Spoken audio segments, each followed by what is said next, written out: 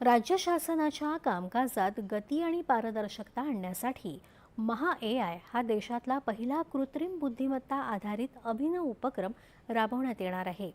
मुंबईत विधान भवन इथं काल झालेल्या बैठकीत मुख्यमंत्री देवेंद्र फडणवीस यांनी याबाबतची माहिती दिली। या उपक्रमाची अंमलबजावणी राज्यातल्या विविध विभागात लवकरच होणार आहे।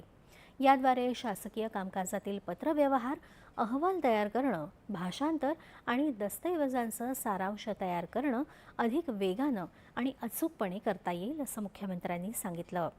राष्ट्रीय सूचना विज्ञान केंद्रानं ही प्रणाली विकसित केली असून माहितीची साठवणूक राज्य शासनाच्या सुरक्षित डेटा सेंटरमध्येच केली जाणार आहे। त्यामुळे सर्व गोपनीय माहिती पूर्णपणे सुरक्षित राहील।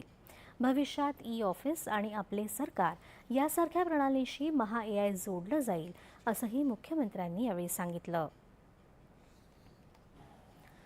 तरुणांच्या हाताला काम आणि औद्योगिक विकासासाठी